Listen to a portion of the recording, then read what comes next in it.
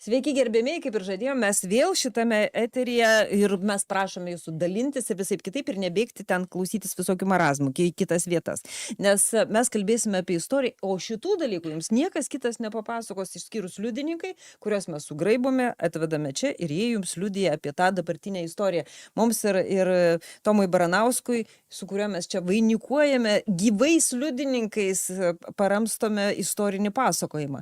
Tai va, mes turime Audrių Butkevičių, kuris, kaip aš ir žadėjau, dalyvavo visame tame veiksme ir matė, kaip ten Prunskienė šaldytuvus nešiojosi ir žiguliukus dalino ir svetimus butus dalino. Nespėjo Prunskienė tą padaryti. Nespėjo? Ne, čia 91-ais jau prasidėjo tas pagrindinis privatizacijos procesas. Tai va, aš galiu pateikti netgi pradžiai va tokius skaičius. 91-95 metais privatizuota 5714 įmonių. Tai čia, vis tiek, kadangi tai valstybinės kažkokios buvo, tai net jeigu tarp jų ir buvo nemažai smulkių, bet jos nebuvo tokios visiškai smulkios, kaip kokios individualios įmonės šiandien pasitaikančios. Ten va, štai iš jų 2928 didelės ir vidutinės. Tai va, tai įsivaizduokit, kokio masto visgi buvo procesas. Ir tai suformavo kažkokią tokią Lietuvą, kokią mes dabar turim. O paraleliai vyko dar procesas su kolūkiais, kur čia dabar yra juokiamas. Tai su kolūkiais yra dar netgi kažkiek paprasčiau, nes jie faktiškai visi išnyko. Kai kurie išnyko visiškai, tai yra buvo sugriauti, išdalinti, kai kurie šiaip taip jiems pavyko reorganizuotis į kažkokias tai bendrovės, tai mažuma. Ja, ir apie tą laikotarpį iš tikrųjų pasakojama, jeigu kalbant apie žemės ūkį ir tą supirkinėjimą, tai irgi vyko nemažiau dramatiški dalykai, to pajų supirkinėjimai, yra iš tikrųjų pasakojimas istorijos apie tai, kokiais būdais Karbauskių klanas veikia, kaip veikia kiti klanai, kurie buvę kolūkių liktai pirmininkai ir vaikai, jie staiga perėminėjo, supirkinėjo, darėsi tuo, ko pasidarė ir dabar, žiūrėkit, Karbauskis, kaip jisai dabar tapo tuo milijardierių. O taip ir tapo. Supirkinėjo pajus, sakė, žmonės pasakojo grubiai supirkinėjo, bet ten švelnų žmonės neišgyveno apskritai. Bet visame tame buvo kelių tipų žmonės, o vieni tokie kaip Karbauskis, galbūt kaip Lubys, kurie kažką privatizavo ir iš to kažką padarė, išvystė, pasidarė ten milijonieriais. Kiti buvo tokie sekundės milijonieriai, kaip Sekundės banko pavadinimas toks ir buvo. Tai labai atitiko jo esmę. Tai jie pasidarė tokiais milijonieriais ir greitai sužlugo su tais savo visais milijonais. Tai štai, ko gero, tokių negi daugiau buvo, negu tų, kurie kažką tai buvo įteisintos finansinės piramidės, jeigu taip kalbėt apie Sekundės banką. Taip, žmonėm buvo žadami didžiuliai pelnai, įdėjus tam tikrus pinigus ir, žinoma, kažkas tai ten spėjo gauti tas kapeikas, bet prarado kūną, kurį įdėjo. Tai iš tikrųjų, aš dar iki šiol prisimenu Sekundės banko reklamą, kuri buvo paleista po to, kai šitas bankas jau bankrutavo. O kiek tau metų buvo? Ir buvo toks senis šaltis, man atrodo, buvo artėjo naujieji metai gal, buvo toks senis šaltis, kuris pasirodė ekrane su dovanų maišu ir sakė, bus tų pinigų. Nors bankas jau bankrutavo. Bet užsakymas buvo vykdomas ir toliau. Bet žiūrėkit, kolegos, vis tik reikia pasakyti, apie kurį laiką mes kalbam, ar ne? 91-95 metai. Dabar mes kalbam maždaug apie periodą nuo 91 metų spalio iki 93 metų pabaigos. Tada, kada visi pagrindiniai dalykai vyko. Sprendat, pavyzdžiui, mes įpratę laikyti, jog Lubys tai yra tam tikras, herojus, toksai geras, tu pasakai, herojus, labai teisingas žodis. Lubiui priklauso žodžiai, kad galima privatizuoti už $1 įmonę, jeigu tu paskui valstybėje mokėsi mokesčius ir maždaug jis irgi prieidinėjo šitokiu būdu. Suprantate, tuo metu nebuvo jokių ten išskirtinai teigiamų herojų. Šitą valstybę, na, tokių mano matyme neturi. Suprantate, tiesiog visi stengiasi tam skęstančiam arba, reiškia, kylančiam iš dugno laivelyje griebti, kas yra įmanoma, žinai, ir tą darė. Bet tai pasikalbėkime apie tą laiką, vat, kaip tu matei kaip istorikas ir kaip aš mačiau kaip tiesioginis tų įvykių dalyvis. Na gerai, ten natūraliai buvo pasakoma, pavyzdžiui, Lubys tapo premjeru keliems mėnesiams ir per tuos kelis mėnesius Taip mes jisai ir susitvarkė. Taip mes ir sutarėm. Taip mes su juo ir sutarėm tada. Taip. Kai jisai, Kaip buvo koks susitarimas? mums buvo reikalingas premjeras, kuris tiktų O kas yra mums? na, tai komandai, kuri tuo metu, reiškia, buvo valdžioje. Buvo reikalingas žmogus, kuris galėtų tartis ir su, reiškia, konservatorių komanda, kuris galėtų tartis su Sena Sąjūdinė komanda, kuris galėtų tartis su, reiškia, Brazauskinė komanda. Štai apie ką eina kalbas. Ir Lubys buvo kaip tik tai toks žmogus. O dėl ko tartis?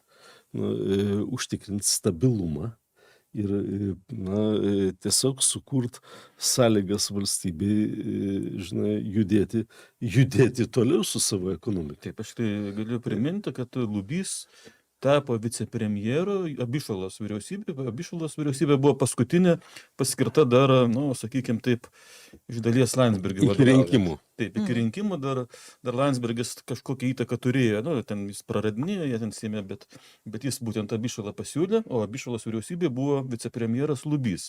Ir jis buvo pirmas premjeras paskirtas jau laimėjusių ekskomunistų LDP vyriausybė. Tai va toks tiltelis tarp tų dviejų etapų. Žiūrėk, jūs ne visiškai tiksliai žinote. Ne? Nu, Mums teko išsprogdinti Vagnoriaus vyriausybę.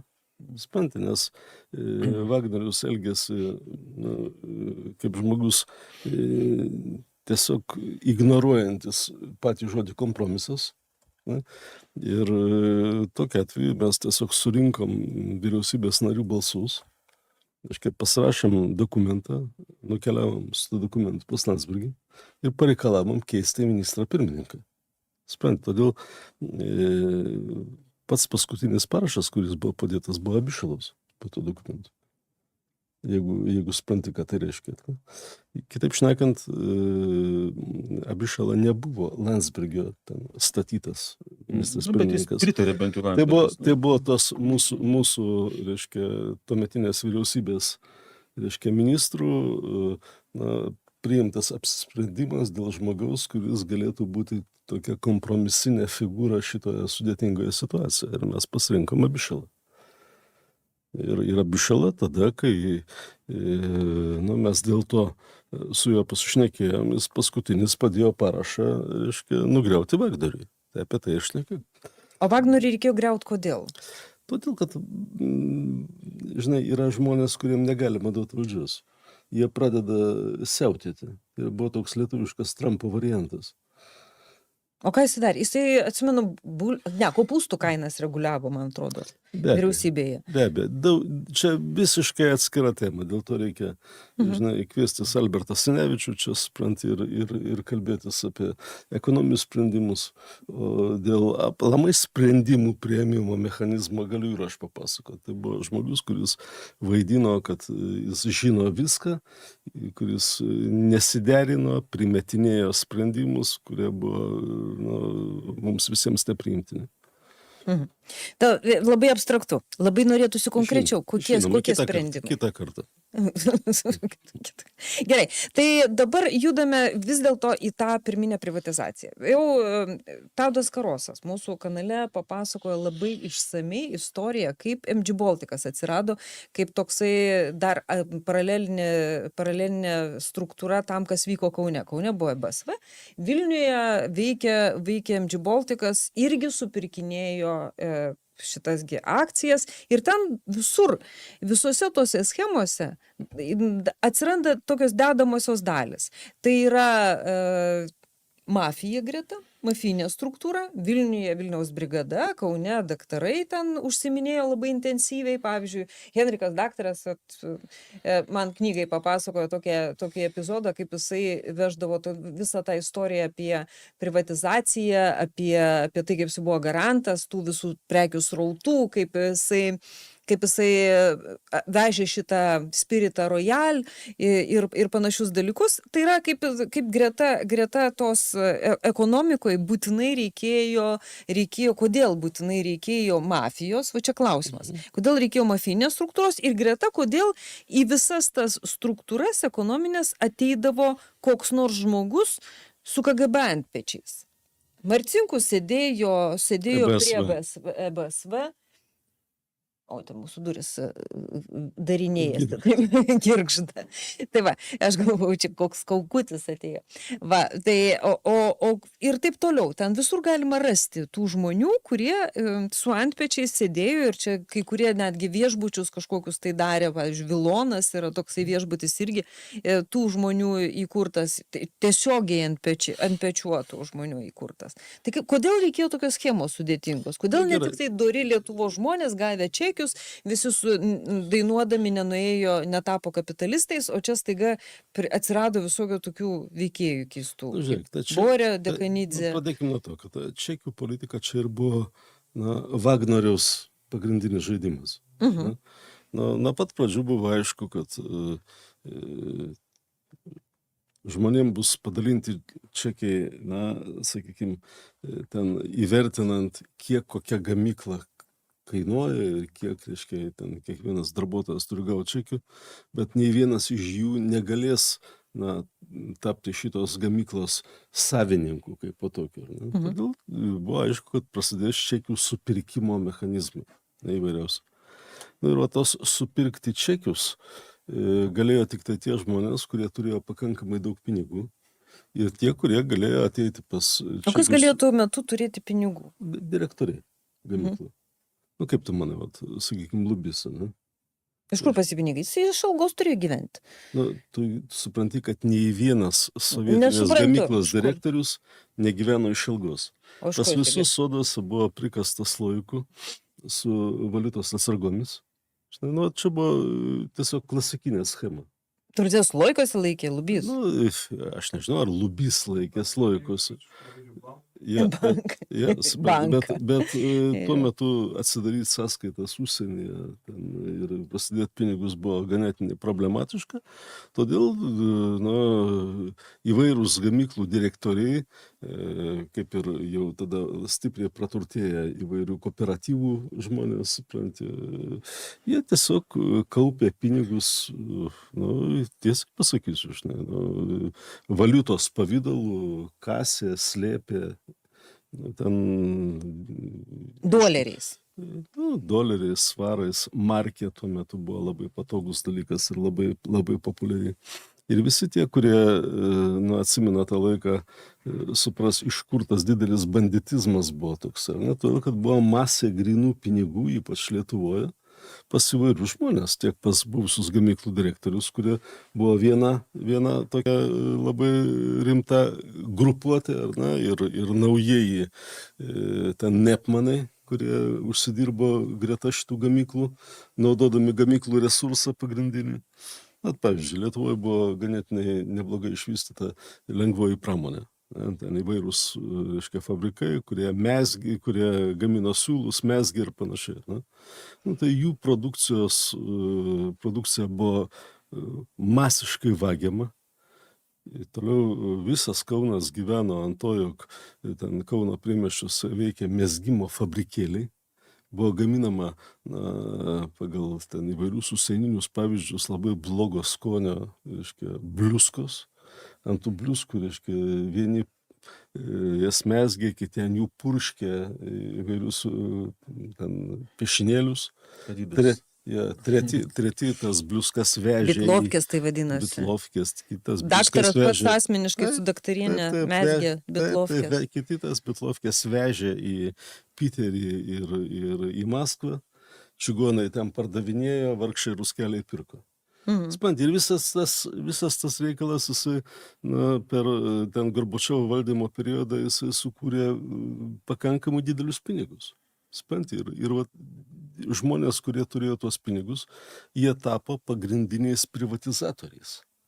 Supranti, jeigu kalbant ten apie Lubį kaip ryškų pavyzdį, tai žinoma, jis turėjo pakankamai didelius pinigus, kuriuos jisai galėjo investuoti, supirkdamas savo gamyklos darbuotojų tos čekučius. Ne? Ir žinoma, jisai... Bet tas supirkimas tai irgi, sakykime, čia man atrodo ne iš pat pradžių, bet paskui buvo įvestas dalykas, kad gali kurtis investicinės bendrovės, kurios iš kitų superka.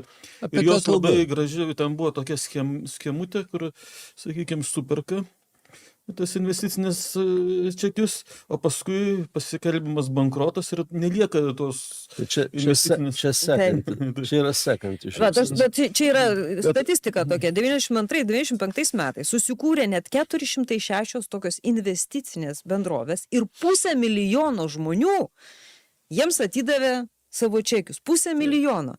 Ir dividendus išmokėjo 10% bendrovių, o dauguma skelbė, vat, kaip ir Tomas sakė, tos dirbtinius bankrotus, pasiėmė babkę, susirinko visus turtus, perpardavinėdavo, kaip pavyzdžiui pasakojo Karosas, kad, vat, pavyzdžiui, investuoja tai pirminė bendrovė, ten kažkaip tai vadinosi, supirkinėja čekius, po to visas tas turtas taiga perkeliauja dar kažkam tai ir tie pirminė bendrovė ten schemučių, skemelių, kurios finale pagamino keletą oligarchų, tokių lietuviškų, milijardierių. Keliasdešimčių.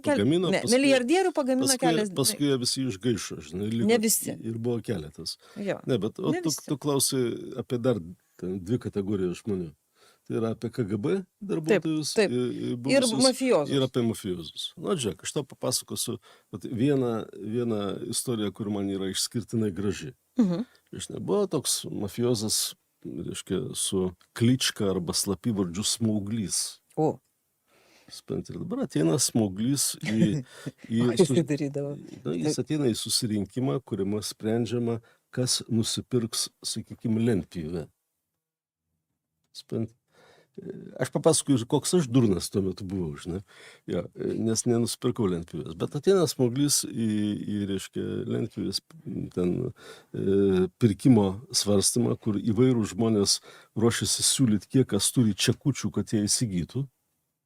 Ir sako, žiūrėkit, vyrai, jūs čia per daug nesiautikit, šitą reikalą nusipirksiu aš. Ir aš duosiu va tiek. Nedrįskit duoti didesnės sumos. Taip. Pas nedrįskit kelti. Ir ten vienas jau vietinis, žinomas, žinai, jis sako, na gerai, o kas mums iš to bus? Ir Smauglys taip jį pasižiūrė, sako, gyvensi, berneli, gyvensi. Supranti, vat, atsakymas. Ta prasme, kad šitie, kaip tu sakai, mafijozai, jie buvo reikalingi tam, kad tos kainos, už kurias galima įsigyti, nekiltų pernelyg daug. Davai, ir tai, ką aš tau papasakoju, yra tokia labai tiksli situacija, kas man buvo raportuota, žinai.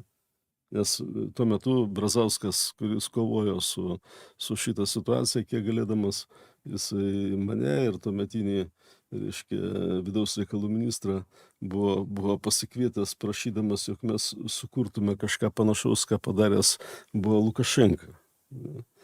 O ką jisai buvo padaręs, kaip jisai? Lukašenka buvo padaręs tokius mirties eskadronus, kurie naikino, reiškia, mafijozus. Ten visi tie kaltinimai Lukašenkai dėl to, kad jis daug ką yra ten iššaudęs, pakasęs ir nukakošinęs, jie susiję su to, kad jis iš tikrųjų kovojo su ta tokia siautėjančia to meto mafija, reiškia, Baltarusijoje ir Brazauskas nežinodamas, ką galima padaryti toliau, jis kvietėsi vidaus reikalų ministrą ir mane, reiškia, klausdamas, ar mes imsimės Kakošinti. Ja, tai čia kitos mūsų laidos. Tai, bet jūs pasakėte ne. Tegul gyvena. Gyvensiu, jis pasakė vidaus reikalų ministras Smaugliui. Palauk, aš nepasakiau, ne. Vidaus reikalų ministras paprašė, kad būtų parašyta raštiškai. Ir to ir baigėsi. Ja, ir to baigėsi. Aš net to neprašiau, bet tiesiog aš buvau pernelyg didelis, kaip to pasakyti, ir probleminis tuo metu socdemam, teisingiau buvusiam komunistam, galvos skausmas ir jie nenorėjo man duoti tokių kozirių į rankas. Bet kalbos buvo. Tai tuo laikotarpiu, kai kalbėsime apie tą gyvenimą, tai daugelio proceso dalyvių gyvenimas ir nutrūko šitam procese. Gerai, dabar, o KGB, kaip ten atsiranda? Toksai Romas Marcinkus veikia prie Petriko. Pakalbėkime šiek. Žiūrėk, Romas Marcinkus KGB generolas. Pas Petriką. Buvęs vidaus reikalų ministras. Misiukonis buvo pas... Misiukonis nuėjo į Vilniaus banką.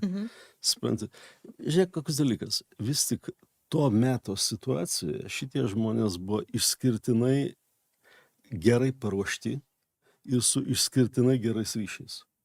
Ir, sakykime, tiek Vilniaus banko vadovai, tiek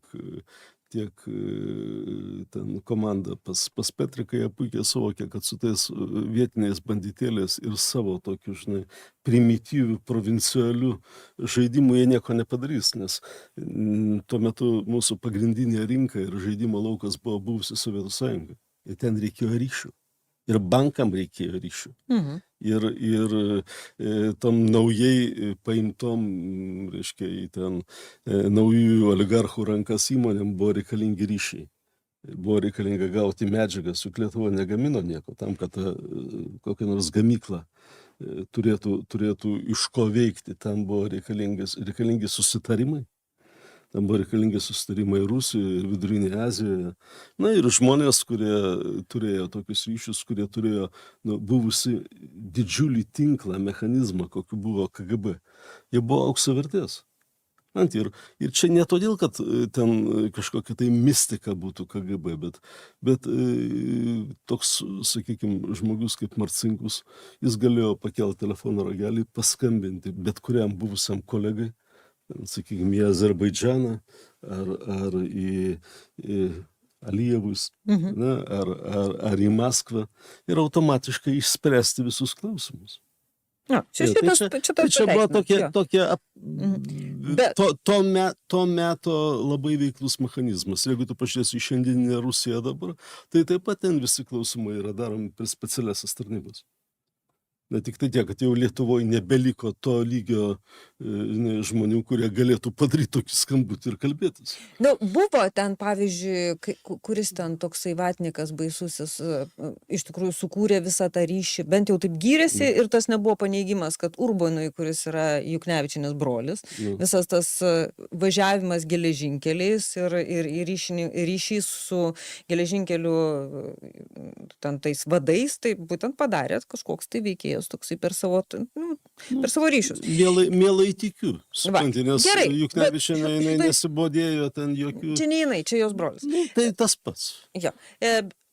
Nežinau, nesu taip giliai į tą šeimą įsigilinus. Jeigu ten paimsim tiesiog tokį paprastą faktą, kad kada buvo žemiausias lygis Lietuvos kariuomenės, mažiausias finansavimas, jokių šauktinių, tai Juknevičienės ministravimo laikais.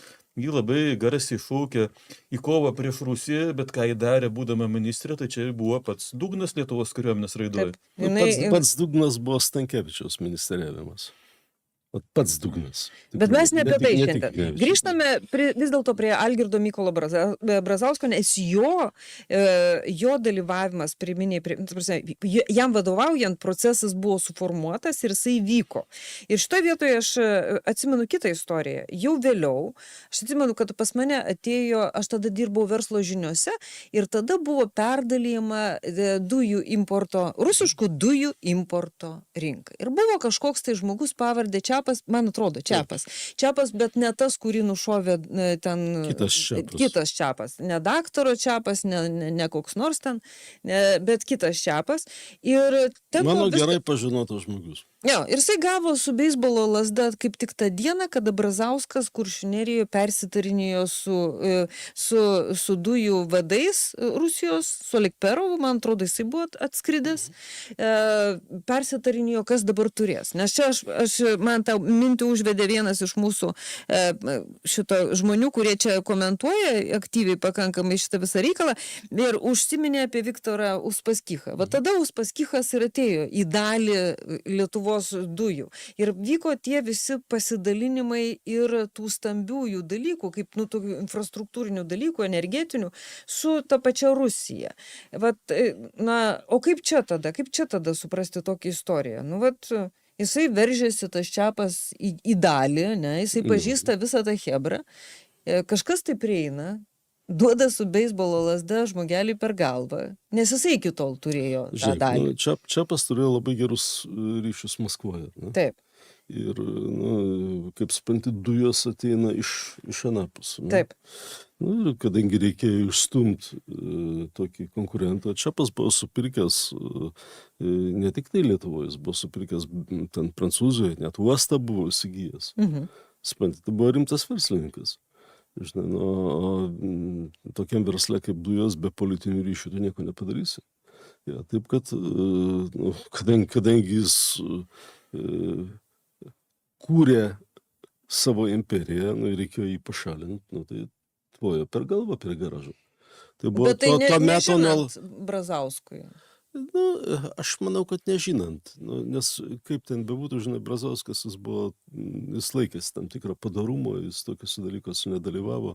Bet po to, pavyzdžiui, kitas žmogus, kuris matė iš vidaus ir kurį susprogdino, po to buvo toksai, žmogus. Buvo. Tai jisai pasakojo taip, kad Brazausko, kai jau buvo sukurta ta struktūra, kuri ėjo, tai yra Stella Vita. Stella Vita buvo tokia įmonė. Ir ten jau mūsų jau pažįstami. Ir politikais pabuvę. Antanas Bosas, toliau Viktoras Uspaskichas ten buvo. Toliau dabartinis visos medienos pramonės, kaip jisai ten, Sigitas Paulauskas ten buvo kaip dalininkas viso šito. Tai va šitame... Lietuvos miškų priešas turime štai. Jisai yra vienas stambiausių dabar tokių supirkėjų ir miško naikintojų. Tai čia jisai įkeitė Lietuvą. Tai čia šitas veikėjas. Tai vat visi jie sėdėjo Klaipėdoje ir valdė tos didžiulius kontraktus, kurie yra, ta prasme, atidavinėjo dalį konkretiems Rusijos ten Gazpromo veikėjams, atidavinėjo dalį nuo Lietuvoje parduodamų gamtinių dujų iš Rusijos. Tai ne, kitaip jie nebūtų gavę. Vėliau tokie tarpininkai atsirado visai kaip padalinys konservatorių partijos, tai yra kaip ten vadinasi šitagi Interao ES, tai yra Garbaravičių klanas atsirado, kuris ten praktiškai jo įkūrėjas buvo iždininkas, oficialus iždininkas konservatorių partijos ilgą laiką. Va tokios struktūros. O čia jau kas yra šitasgi Stella Vita, tai yra dujos, čia buvo prie komunistų. Ir pasakojo tada... Prie Brazausko. Ir jo šeimos. Ir jie ten važinėjo... Bent jau tuo metu pasakojo, kad čia vėlgi pasakojimas žmogus, kuris po to už savo ilgą liežuvį buvo susprogdintas ir po to labai greitai pasakyta, kad jisai pats netyčia susisprogdino. Tai jisai pasakojo, kad kaip į darbą važinėdavo sūnus Brazausko, žentai atsiprašau, Brazausko ten pasiimti dalies iš tos Stella Vitajos. Tai va šitie aukštieji politikai buvo labai, kaip aš suprantu, mes to prieisim prie Landsbergio ir apie kilnojamos žemės turto, kada kaip šitas kūrėsi mūsų oligarchiatas nekilnojamo turto, visi ten dargiai ir visokie kitokie, avuliai ir panašus. Nu, žiūrėk, Bet pabaikim su Brazausku. Tai, ką tu pasakai dėl Brazausko, tai jau buvo greičiausiai po manęs. Jau vėliau. Jau buvo po manęs, nes tol, kol dar aš turėjau kažkokius ten santykius ir ryšius, nu, tai Brazauskas buvo toks labai susilaikantis nuo bet kokio dalyvavimo. Žinai, panašios akcijos, ten šeima galimas daiktas, prie šeimos prieidavo. Na, žiūrėkit, Kristutės istorija.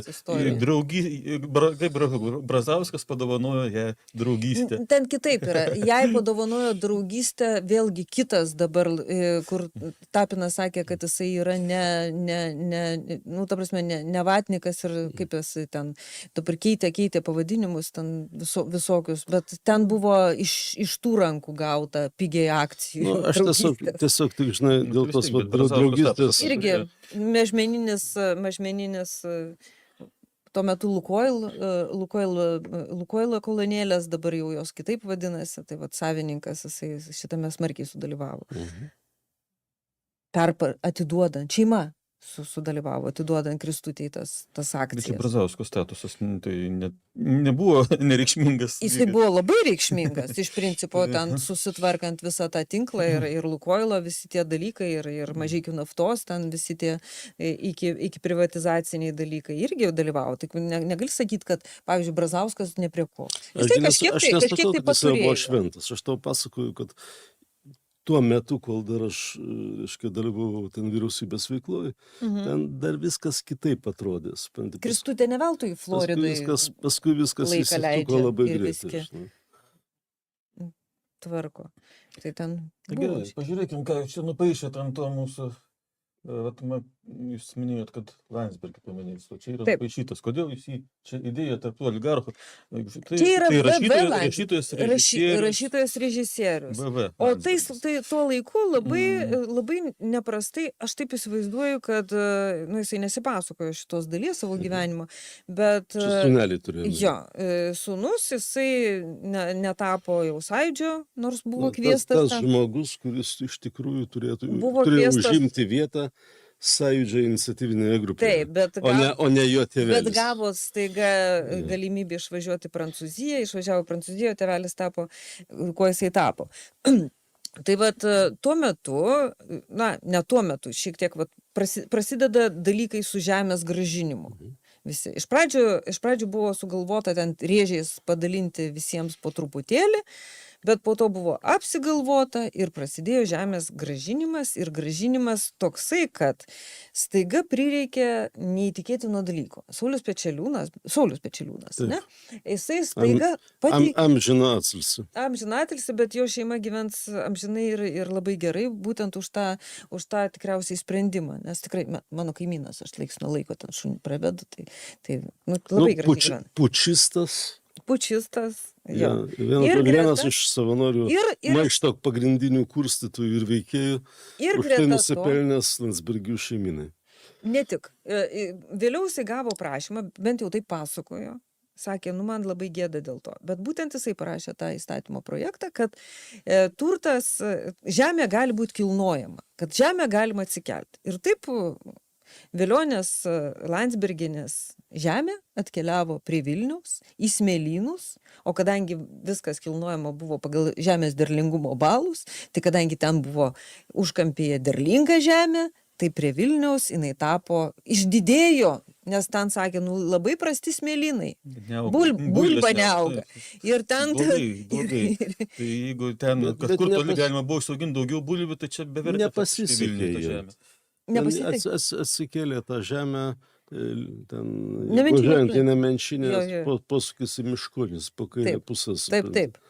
Prisistatė namelių ir sustojo statybos. Ir jau maždaug metai laiko pūva visos statybos. Taip, kad... Dabar? Taip. Dabar tebe prisistatė, jie neišpardavė? Ne. Laikė iki šiol? Taip. Begėdžiai. Pūva statybos? Pėckelė.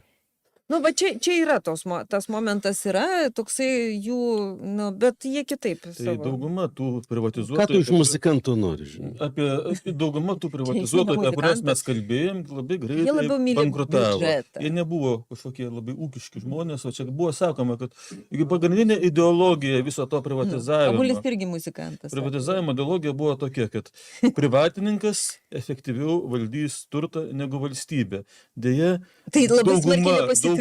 tų naujųjų privatininkų, machinatorių ir investicinių čekių ten surinkėjų nepasirodė efektyvesni už valstybę, bankrutavo su visom tokiu būdu įgytom įmonėm.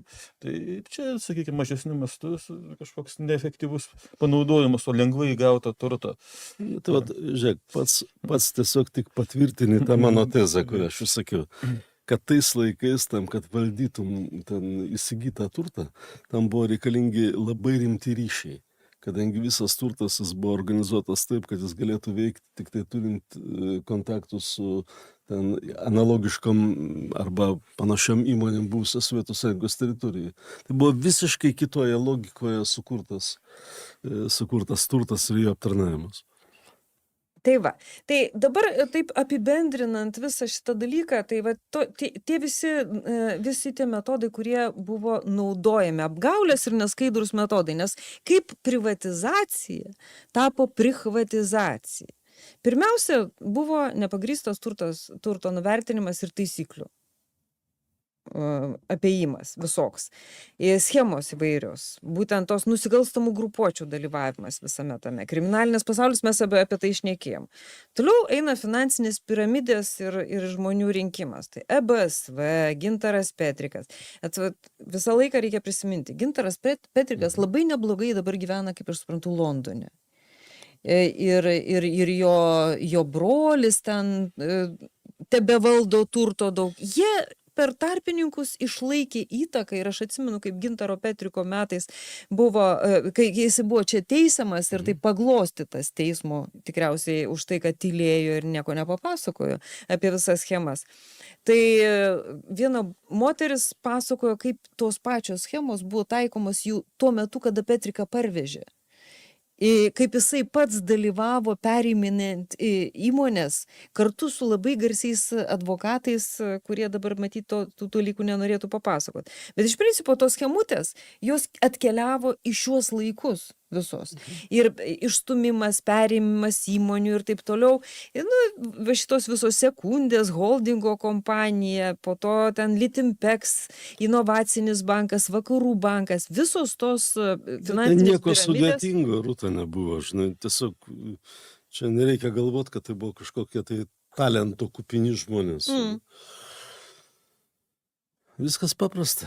Tai viskas buvo labai paprasta, tiesiog kas sugebėjo, kieno Reikėjo klamavo? politinės paramos, nes be jos niekas nebūtų padaroma.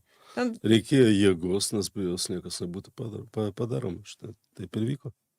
Ir pati baisiausia, liūdniausia dalis, tai iš tikrųjų įmonės, kurios galėjo ir gyventi. Ką darė Petrikas? Jisai ateidavo, išpurtydavo kasą įmonės, paimdavo pinigus, o dabar sako, jūs tvarkykitės. Ne? Ir taip daugybė įmonių tiesiog buvo sunaikintos. Arba kaip jisai sunaikino, vienas iš tokių dalykų. Buvo dar blogiau. Buvo naikinama pati įmonė, buvo išparduodama unikalios staklės. Unikalus turtas buvo išparduodamas metalo laužo pavydalus. Tiesiog buvo plėšikaujama. Ir sukaupiamos lėšos sekančiam užėjimui.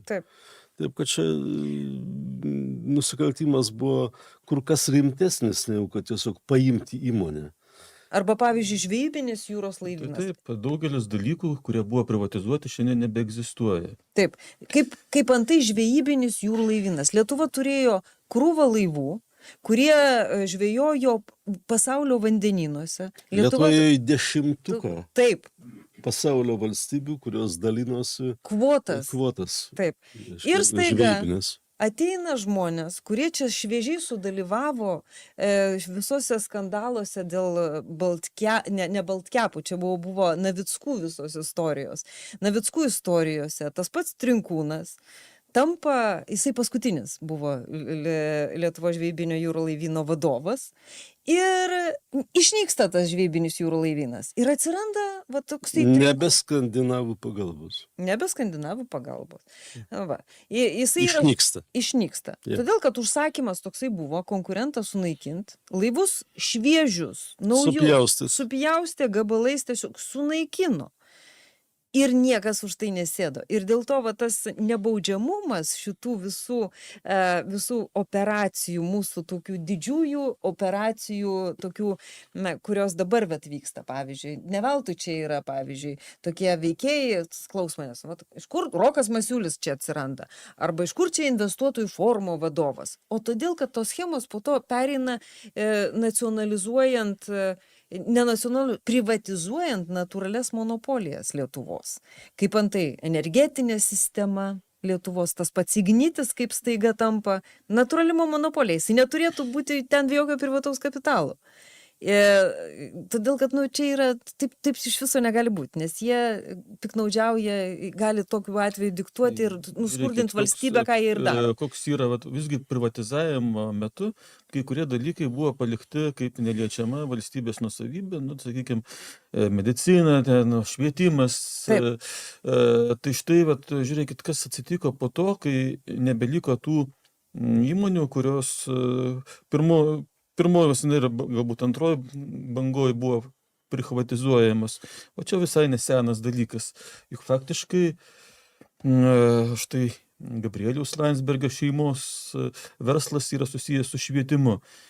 Ir kame visai neseniai labai smagiai dalyvavo Gabrielius Landsbergis, tai Lietuvos edukologijos universiteto sunaikinimas, naikinamas jau valstybinė švietimo sistema. Tai čia yra nemažai jo nuopelno. Ten buvo prie valstiečių, bet jis labai smagiai rėmė tą valstiečių politiką. Čia ponas Dargis su Sauliu Skverneliu, jie iš tikrųjų ką darė. Dargis įėjo į daugelio aukštųjų mokyklų, kurios turėjo daug nekilnojamo turto, valdybas, tarybas ir taip toliau. Ir po to jas po truputėlį jo žmona ten, pavyzdžiui, Kauno Politechnikos instituto net pastatus supirkinė, dalyvavo privatizacijose visokiose. Tai va čia yra tos schemos. Ir dabar, žiūrėkit, čia kadangi yra nesenas dalykas, ir dabar yra tiksinti bomba, nes sunaikinta mokytojų rengimo sistema, ne tik Lietuvos edukologijos universitetas, bet ir Šiaulių universitetas, kuris irgi rengia mokytojus. Abu sunaikinti, funkcijos tarsi formaliai perduotos Vilniaus universitetui ir Vytauto Didžiojo universitetui, kurie ten nekažin ką ten daro. Nepersistengia. Taip, nepersistengia rengdami mokytojus, nes galų galia ne jų pagrindinės sritis čia. Jie gali gyventi ir be to.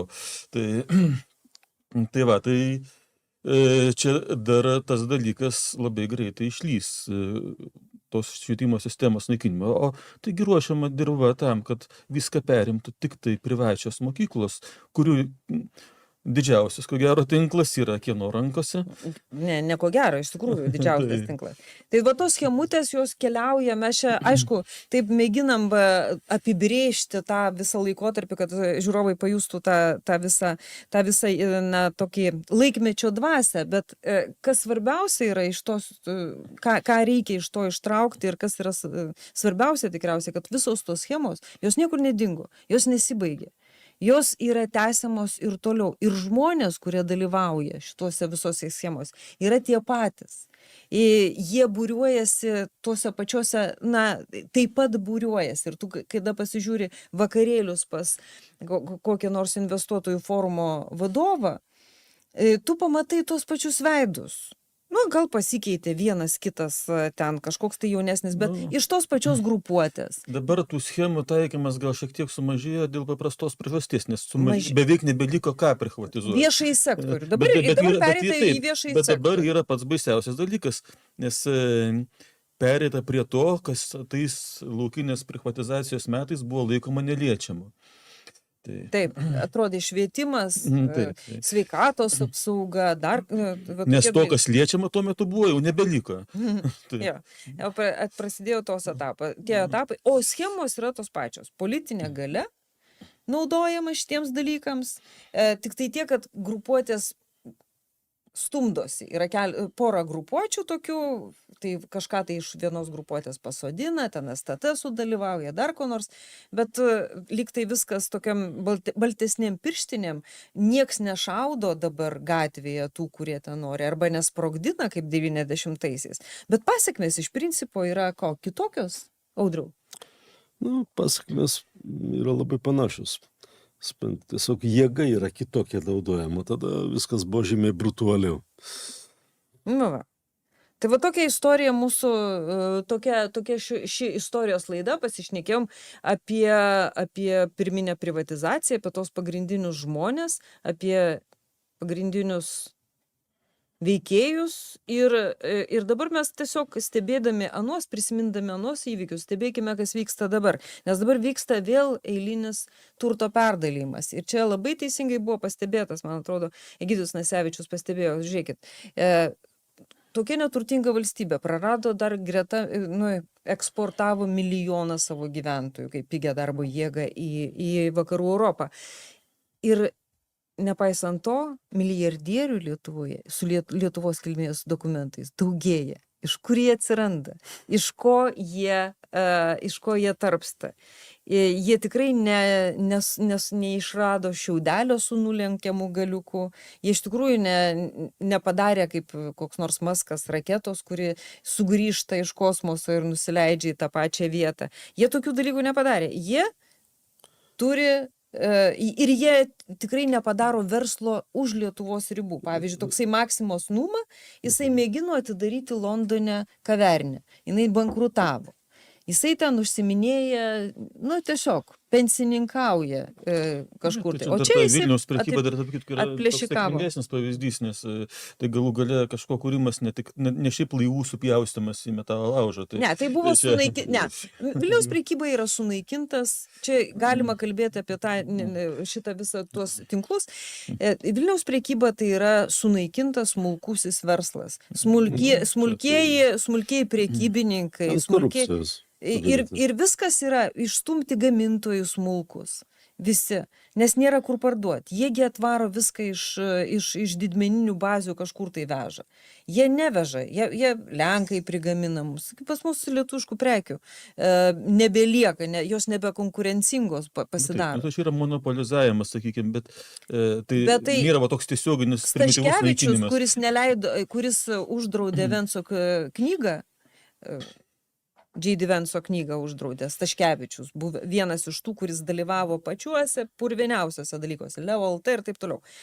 Tai jisai yra man pasakęs interviu, jisai buvo išspausdintas, tebėra, kad jie jaučiasi išstūmę.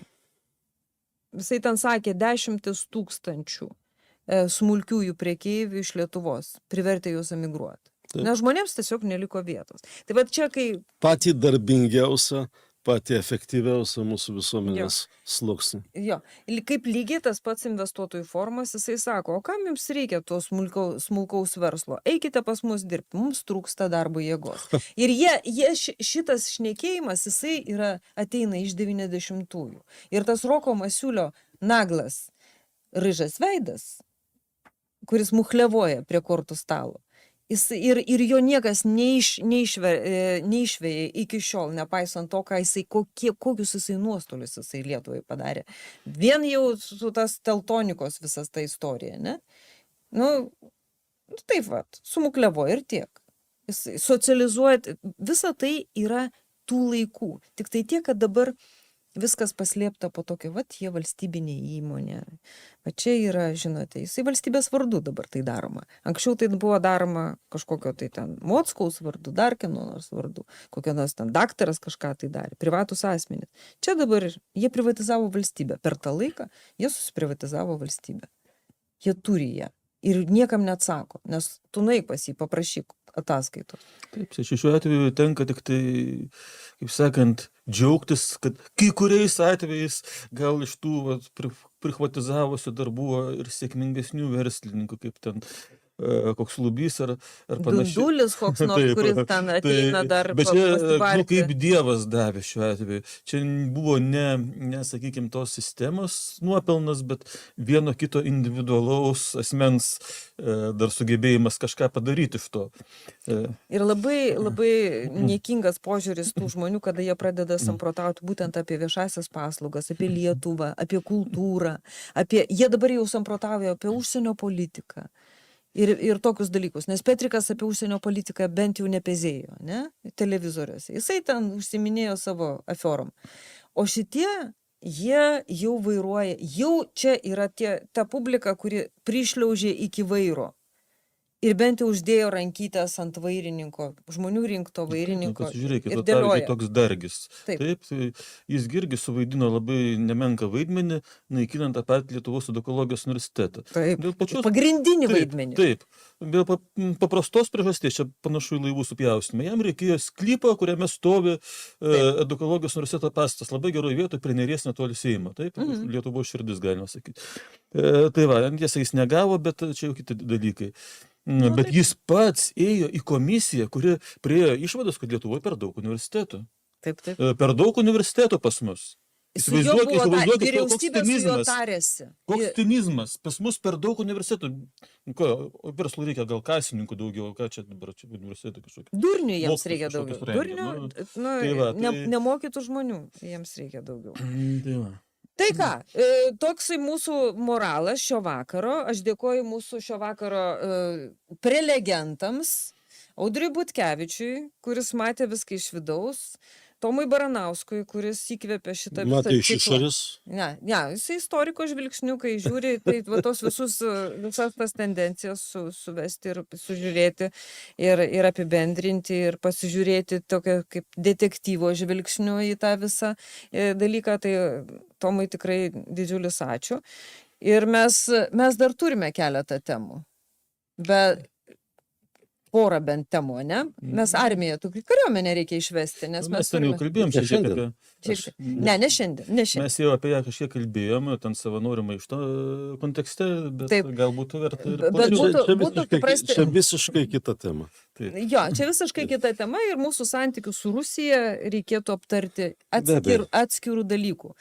Nes, kaip čia sakė vienas iš mūsų kalbėtojų, berods ketvirtadienį, sako, Žukauskas Henrikas sako, kažkaip tai buvo dokumentas apie Lietuvos užsienio politikos tęstinumą. Ir jisai išnyko, kai Landsbergis atėjo. Ir atsirado visai kita politika ir dabar jos tęstinumas. Tai yra tas gyvenimas ant tilto ir gyvenimas prie susprogdinto tilto yra du skirtingi dalykai. Tai va, kaip mes su rusais išvedėm Rusijos kariuomenę iš Lietuvos, kita mūsų susitikimo tema. O šiandien dėkoju, kad buvote su mumis. Rytoj Egidijus Nasevičius, jūsų mėgstamas ir mylimas, kalbės vakare kartu su Laimontu Diniumi. Vėl bus labai karštas pokalbis, taigi kviečiu prie ekrano, o mes jums rodysim ir visą dieną, taigi būkite kartu su mumis. Iki. Sudie.